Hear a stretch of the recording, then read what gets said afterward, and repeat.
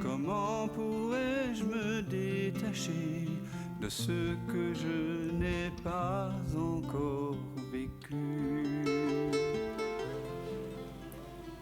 Peut-être que vous avez l'impression que je sais quelque chose que vous ne savez pas. Mais en réalité, je ne sais rien. Et ce n'est pas qu'une formule.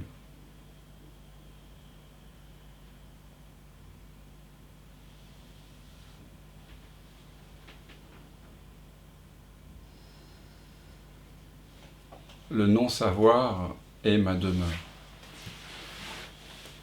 Et c'est aussi la vôtre.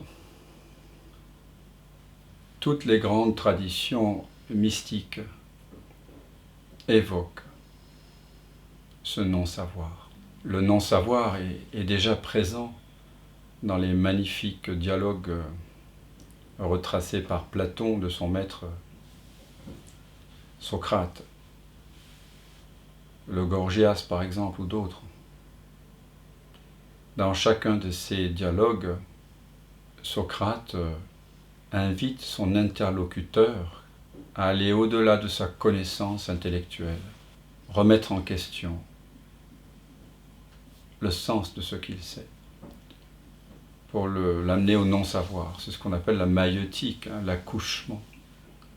Déjà au XIVe siècle, il y avait un livre magnifique qui s'appelait « Le nuage d'inconnaissance ».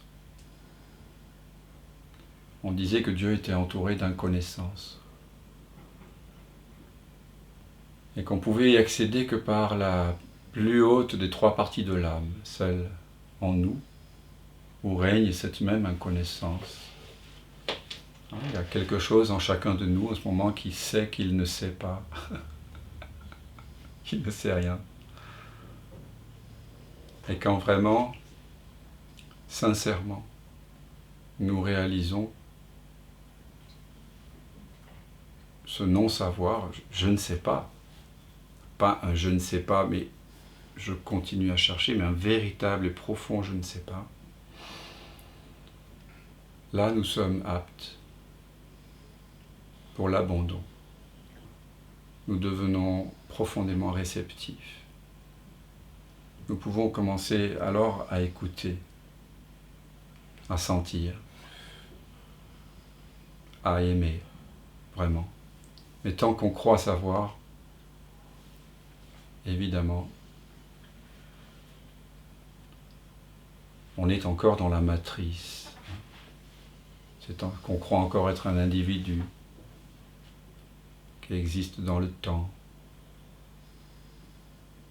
dans l'espace. Quand vraiment vous ne savez pas, quelque chose s'ouvre. C'est vraiment une voie magnifique, le non-savoir.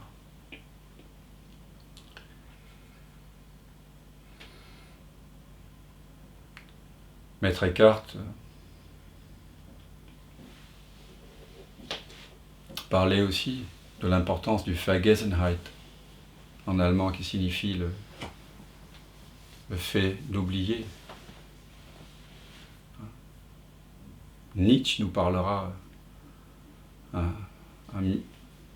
600 ans plus tard de la faculté d'oubli, justement, de l'importance de la faculté d'oubli.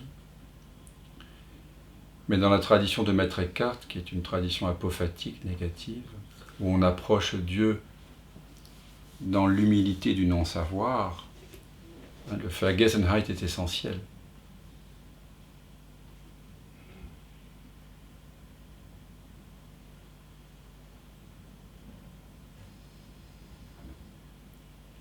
On a compris que si on met un mot sur Dieu, même magnifique,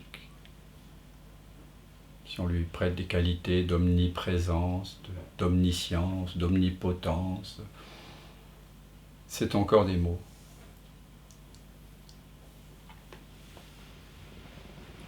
Et celui-là qui se connaît lui-même ne veut pas risquer de s'enfermer dans les mots. Donc nous devons tous les laisser tomber. toutes nos conceptions sur Dieu, toutes nos conceptions sur nous-mêmes, tout ce que nous croyons savoir.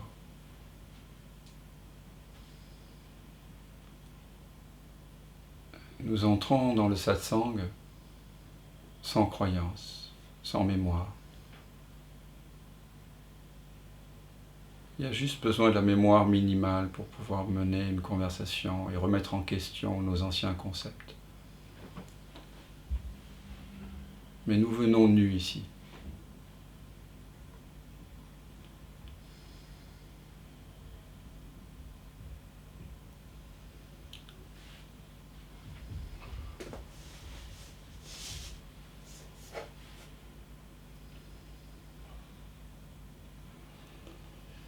Dans la tradition de la spiritualité orientale,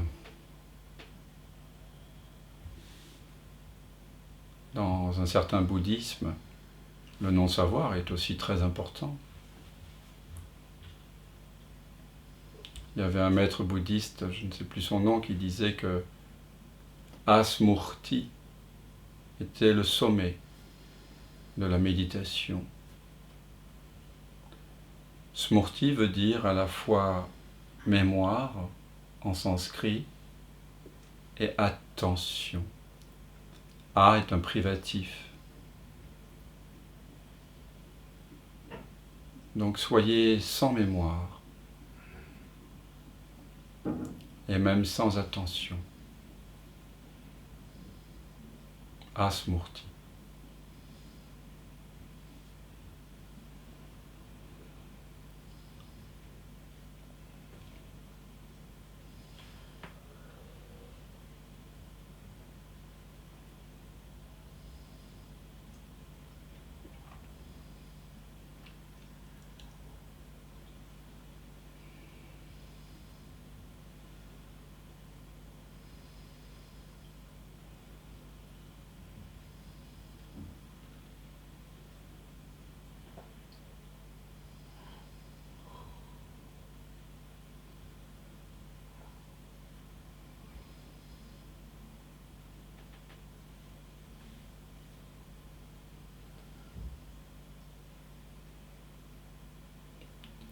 Dans la tradition du taoïsme, il y a cet adage, cette histoire où il est dit qu'un homme érudit apprend quelque chose chaque jour.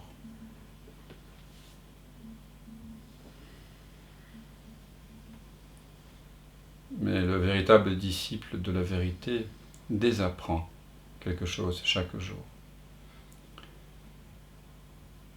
jusqu'à ce qu'il réalise le non-faire, qui signifie agir sans personne qui agit, sans l'impression qu'il y ait un acteur. C'est ça, s'éveiller à sa vraie nature. C'est reconnaître qu'il n'y a pas d'auteur des pensées et pas d'acteur des actes. Il y a action, mais cette action du corps, du mental, est en interaction avec tout l'univers. On dit « il pleut », mais personne ne pleut. On dit « il fait beau », il n'y a personne qui fait beau. De même, il y a action, mais sans personne au centre qui agit.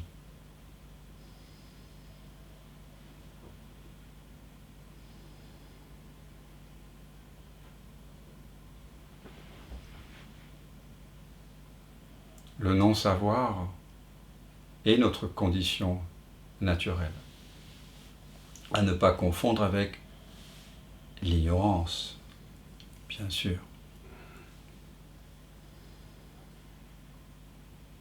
Nous sommes dans une civilisation où le savoir relatif est très très valorisé. Et bien sûr, quand on est sérieux à propos d'un savoir relatif, pour nous ici nous l'appelons l'ignorance. l'ignorante ignorance. Quand on croit savoir, et que par ce savoir-là, on croit atteindre le bonheur, alors ça s'appelle l'ignorance. Et Ramana Maharshi appelait ça l'ignorante ignorance. C'est-à-dire que l'ignorant ne sait même pas qu'il est ignorant. Il ne vient pas en satsang.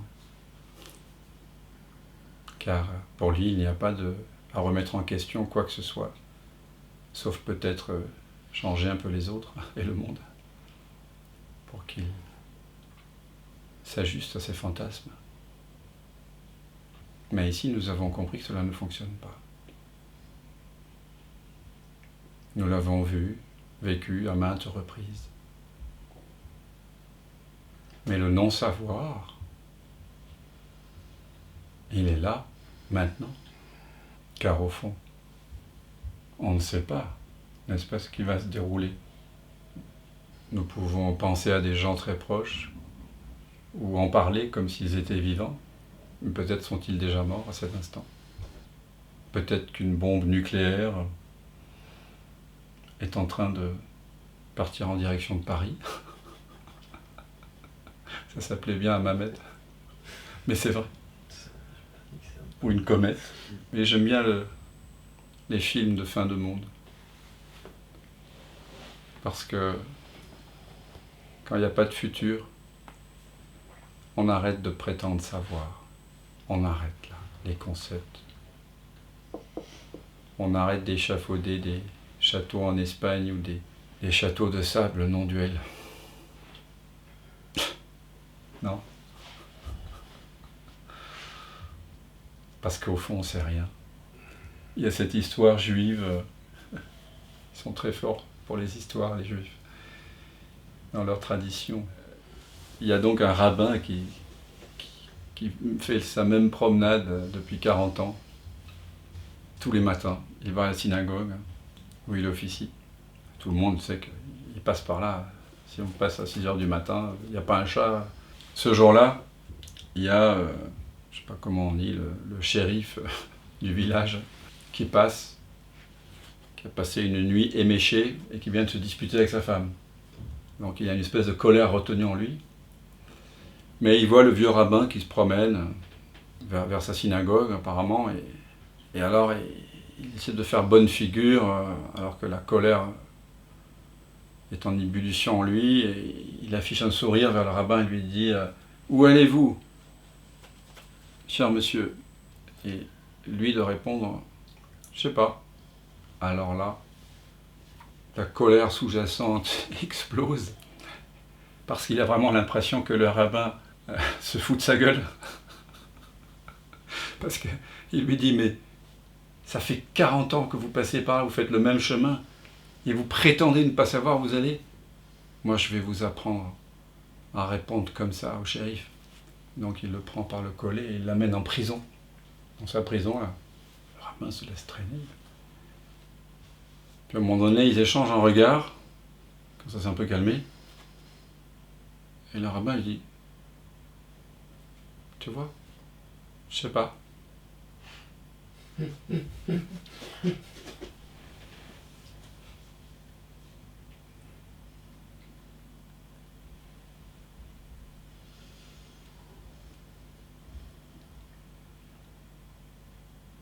Et moi, je sais rien, là. Et vous non plus. Mais qu'est-ce qui se passe? C'est ça. Vers quoi pointe ce partage ensemble, quand vraiment on ne sait pas.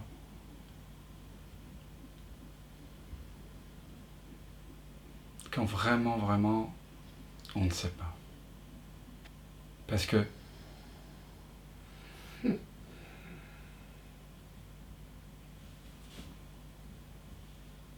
c'est pas le je ne sais pas qui fait peur. C'est le fait que quand on ne sait pas, on le remplit. Vous avez remarqué ça?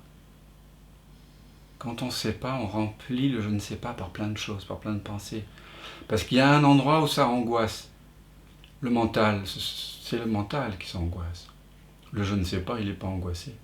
Mais le mental, nous raconte que c'est angoissant de ne pas savoir. Alors, il crée des habitudes. Alors, le dimanche soir, 2 fois par mois, on va aller au satsang de Dan et on va manger le melon que nous apporte Mamed, ou les mandarines selon la saison. Et on va boire du rooibos, peut-être jouer un peu de guitare à la fin. Ou de l'eau chaude, oui, parce que tout à l'heure c'était raté le rooibos. Ça c'était l'imprévisible qui a surgi justement. Hein. On a fait infuser pendant 10 minutes et l'eau était blanche. Non pas blanche, mais transparente. J'ai des hallucinations ce soir. Donc vous voyez, notre vie, le mental va remplir tout ça. Alors il y a la Coupe d'Europe ce soir d'ailleurs, non, je crois. Le foot. Et puis il y aura les Jeux Olympiques, et puis il y a Netflix, et puis il y a la sortie avec les enfants, la piscine le samedi, et le matin. Et, vous voyez, comme le mental, dès qu'on se réveille le matin, il a tendance à enserrer cet espace vide, ce doux je ne sais pas, dans plein d'imaginaire. Et ça donne un faux sentiment de sécurité.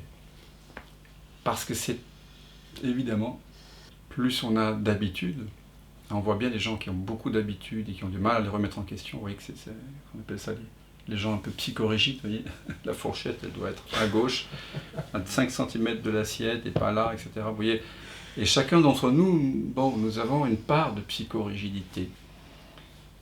Et dans le satsang, qu'est-ce que c'est la chose la plus spirituelle au monde pour moi? C'est de regarder notre fonctionnement. C'est de regarder cette psychorigidité, toute cette tentative de régenter le réel, vous voyez, de prévoir de l'imprévisible. C'était Nisargadatta Maharaj, je crois, qui disait que la seule chose à laquelle on pouvait s'attendre, c'était l'imprévisible. Donc il faut voir tout ça. Qu'on ne sait rien. Vraiment.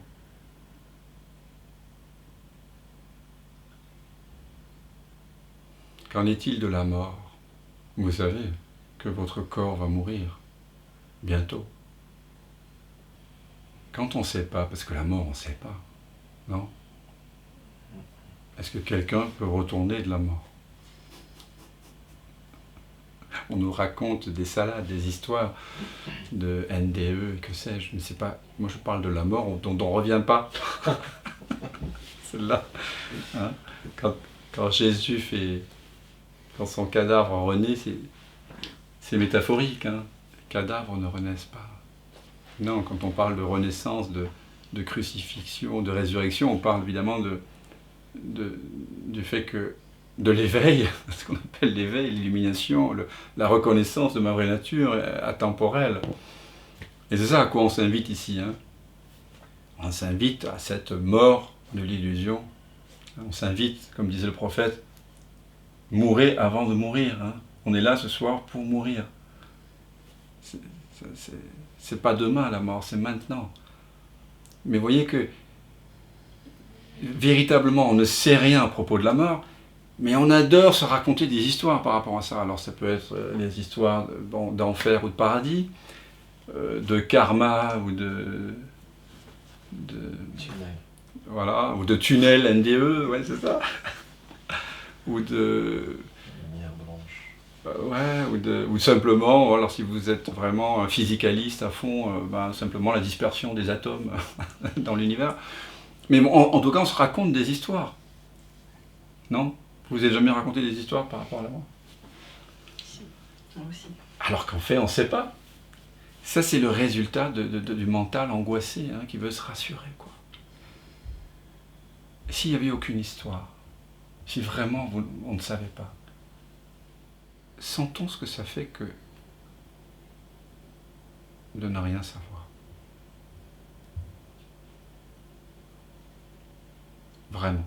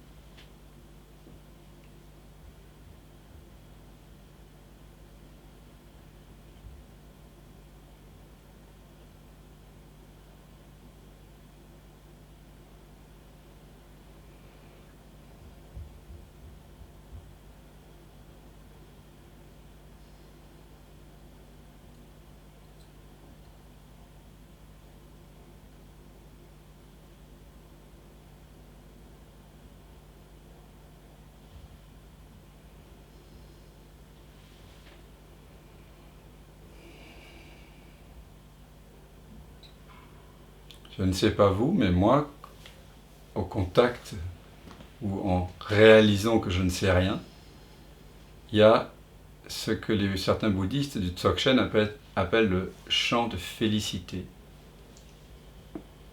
De félicité de la conscience inconditionnée.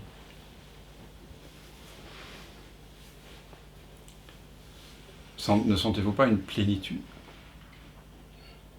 N'êtes-vous pas immédiatement rempli de plénitude quand vraiment vous ne savez pas?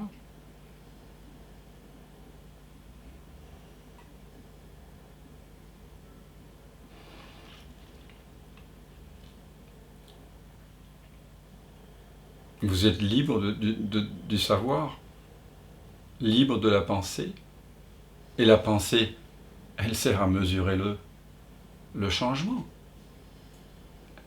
qu'on appelle le temps. Donc quand il n'y a plus de pensée, il n'y a plus de temps. Quand vous ne savez pas, le temps n'existe pas, il n'est pas réel. Par contre, le non-savoir, lui, il est réel, il est toujours là, toujours disponible.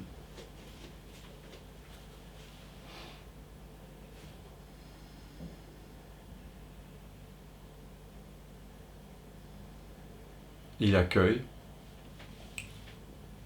toutes les pensées, les images, l'imaginaire, les concepts, les sensations, les émotions. Si les yeux sont ouverts, vous pouvez réaliser que de votre côté, là où vous imaginiez par erreur d'attention une tête, là où vous ne cessiez d'imaginer une tête, quelqu'un, une personne, avec des idées à défendre,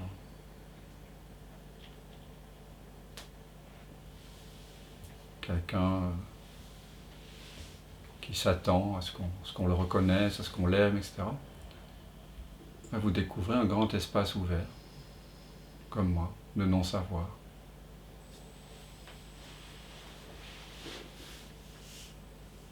Parce que de mon côté, comme du vôtre, chacun d'entre nous ne voyons pas notre propre tête.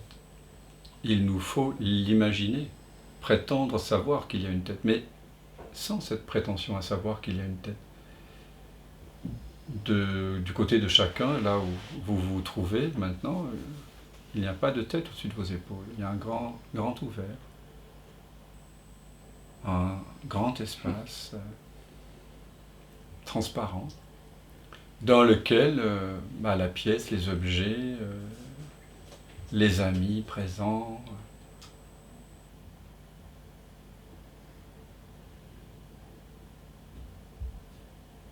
apparaissent. Vous voyez que cet espace de non-savoir, il est inclusif. Il accueille tout ce qui apparaît. Il n'a pas d'avis à formuler, il ne fait pas de commentaires, il ne juge pas, il ne fait pas de comparaison. Il dit oui. L'espace de non-savoir en chacun de nous dit oui à tout ce qui est.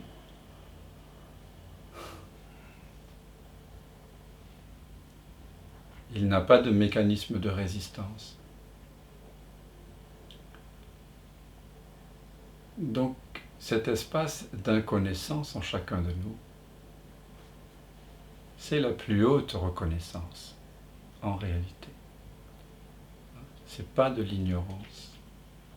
Quand vous réalisez qu'au fond, vous ne savez pas,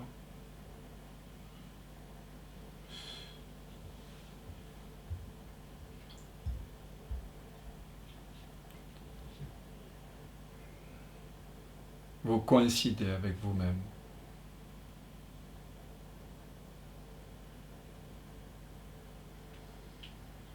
Avant les histoires, avant le temps, avant les perceptions, avant l'espace.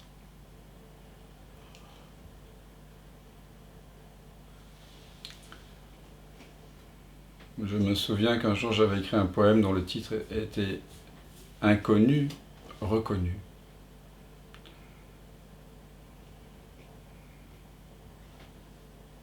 Donc c'est simple en fait ce qu'on partage ici. Je vous invite à reconnaître, voilà, cette inconnaissance.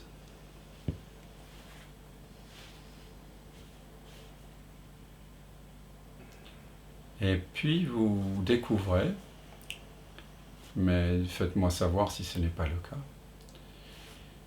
que au sein de cet espace de non-savoir, quand on l'explore directement, sans la pensée, sans la mémoire,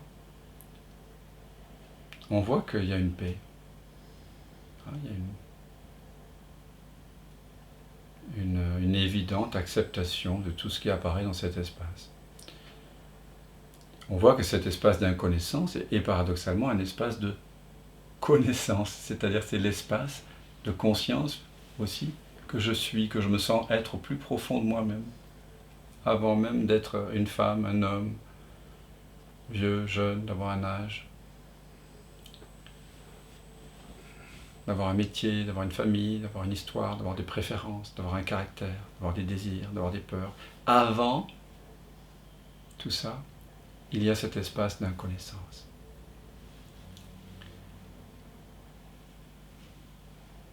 La seule évidence, c'est que cet espace de connaissance, d'inconnaissance, c'est intime. Et s'en trouve en fait un mystère. Et c'est là où j'avais envie de vous amener aujourd'hui, c'est dans le mystère.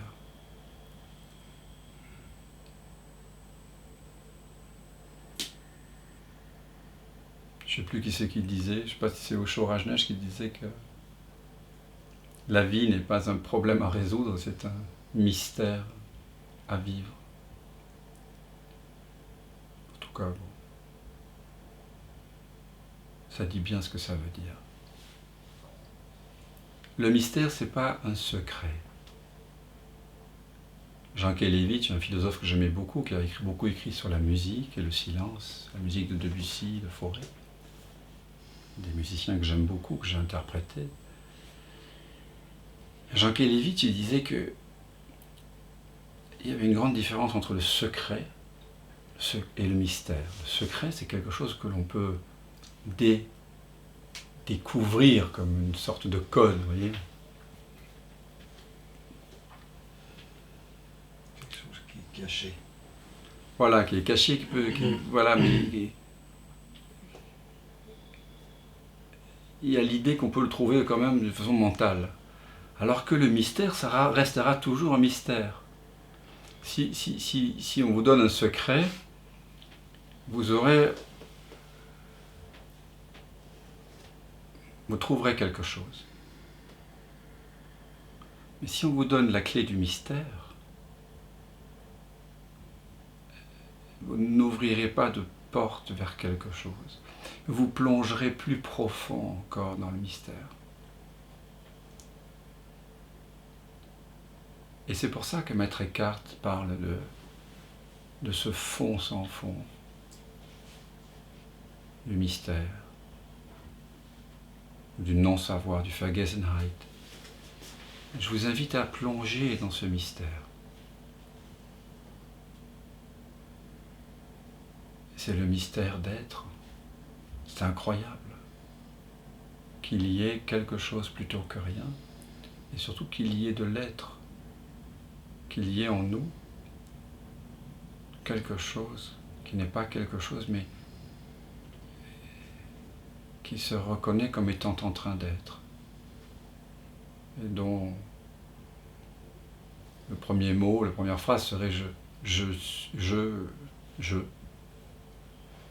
et je suis.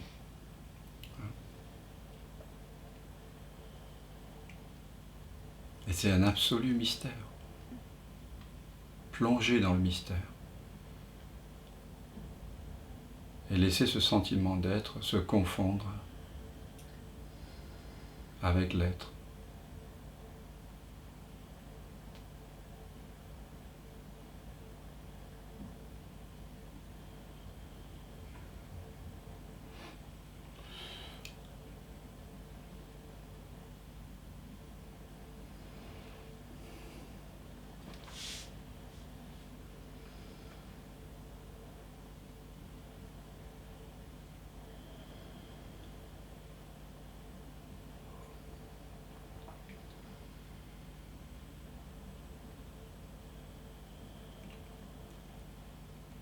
Tu es le mystère. Tu es ce mystère.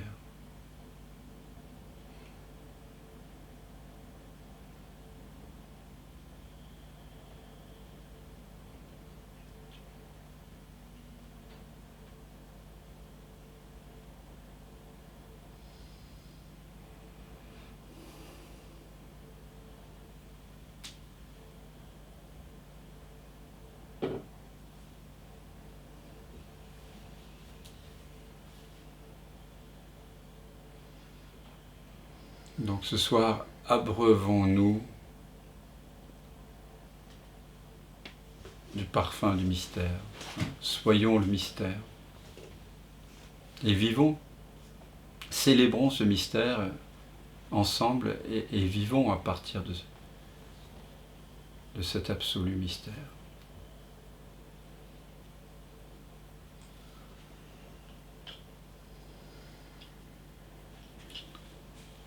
Tous les mots qu'on pourrait utiliser dans un satsang ne servent qu'à inviter le mystère à s'auto-révéler, ici maintenant,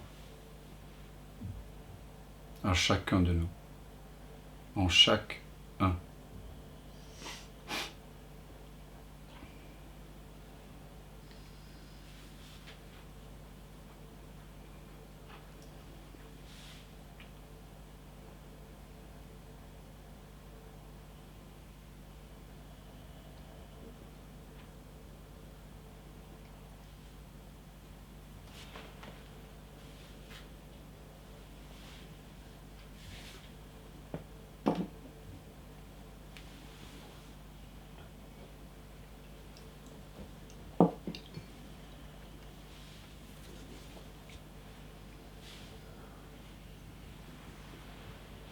Alors, voilà, s'il y a une envie de partager autour du mystère, à partir du mystère,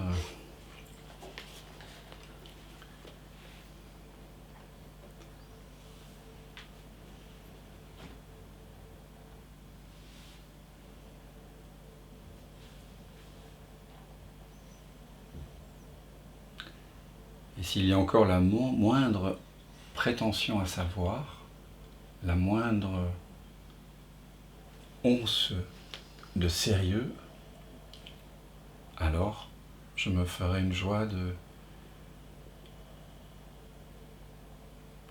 vous accompagner vers la légèreté du non-savoir.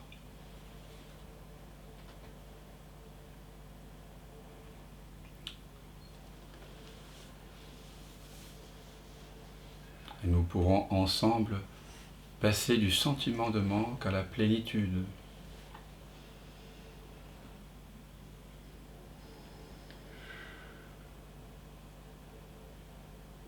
En passant de l'apparent savoir à l'évident espace de non-savoir. Et c'est une autre façon de formuler l'informulable, d'inviter à la reconnaissance de notre vraie nature. Ceux qui me connaissent savent que j'aime prendre des facettes différentes du diamant. Mais c'est toujours pour arriver à la même lumière. Et le non-savoir est une voie directe de reconnaissance de notre vraie nature.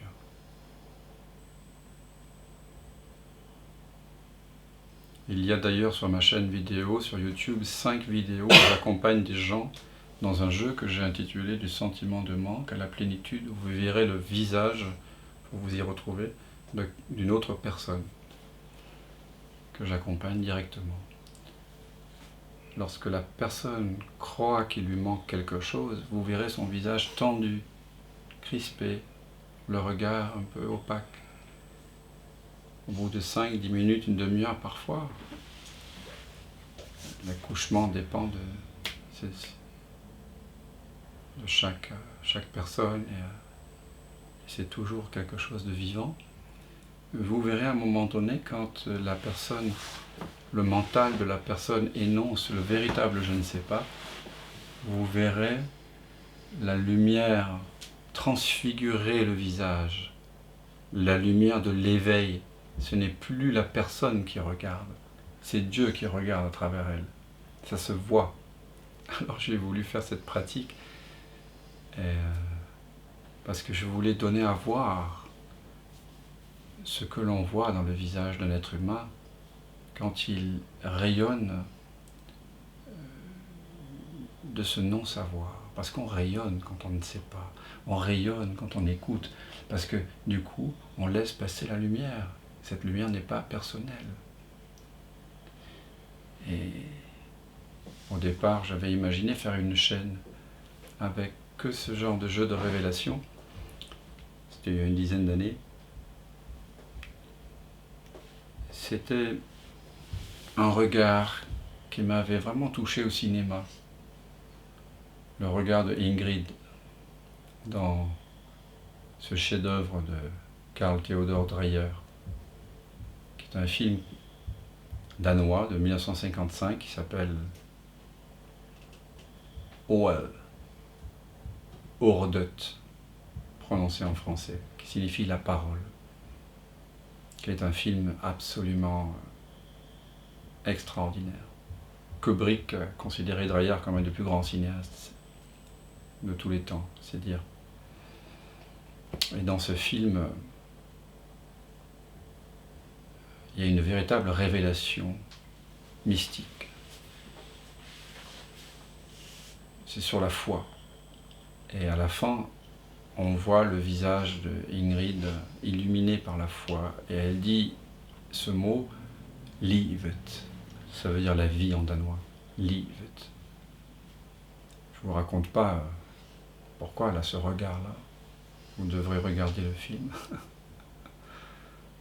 Mais ce regard-là, waouh! Et j'ai reconnu le regard de mon maître, Frédéric Moreau, où j'ai reconnu tous ces êtres qui se reconnaissent eux-mêmes lorsqu'ils sont traversés par la douceur du mystère, du non-savoir.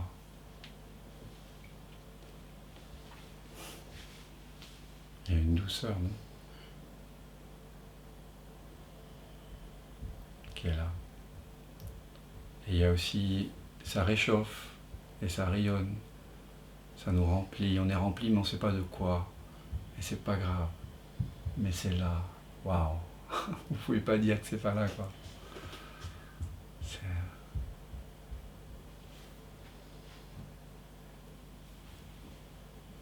Si un jour quelqu'un veut faire un tel jeu de révélation avec moi, j'appelle ça un jeu de révélation en direct et être filmé, je lui offrirai la séance. Mais vous serez face caméra. Mais la nudité qui se révèle, c'est celle de votre vraie nature.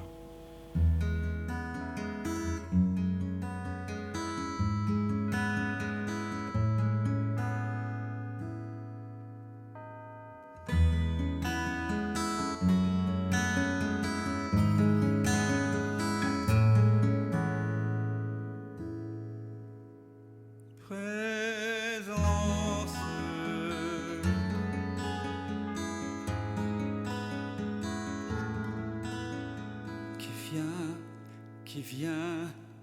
qui vient de l'absence,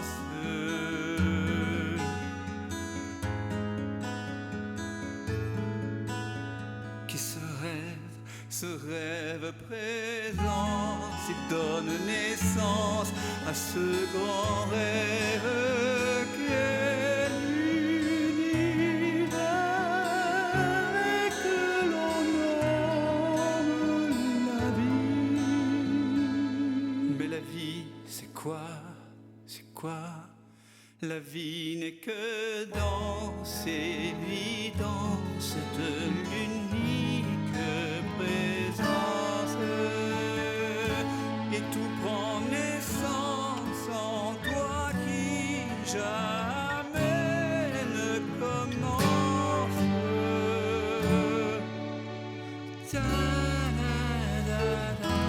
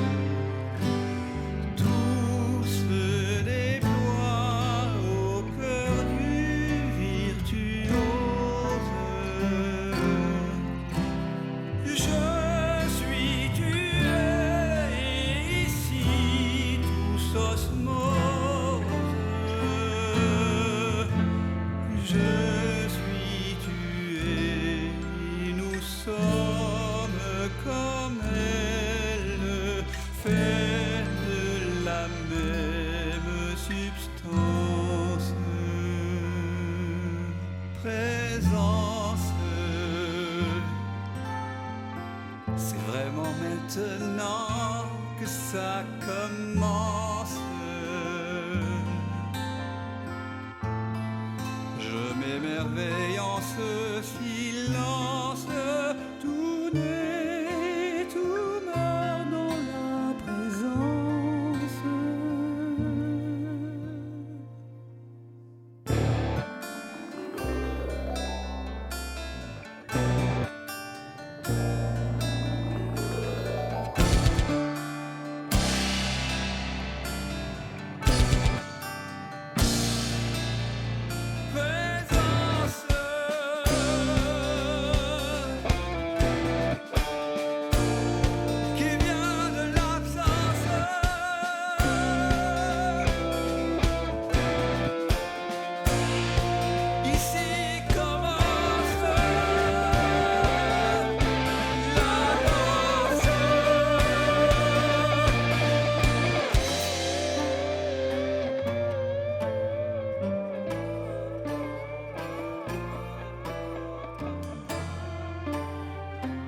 J'ai tant cogné à ta porte pour te connaître, vérité. J'ai frôlé folie, j'ai cogné jusqu'au sang. Un jour, la porte s'est ouverte et j'ai su que j'avais frappé de l'intérieur. C'est le mystère infini de l'un jouant à être deux pour danser avec lui-même. Tout ce chemin, c'est plaisir, la souffrance. Pour moi que tout ça n'est qu'un rêve immense. Je suis tué et nous sommes comme elle, vêtus de chair d'une drôle d'absence. C'est le jeu de la présence.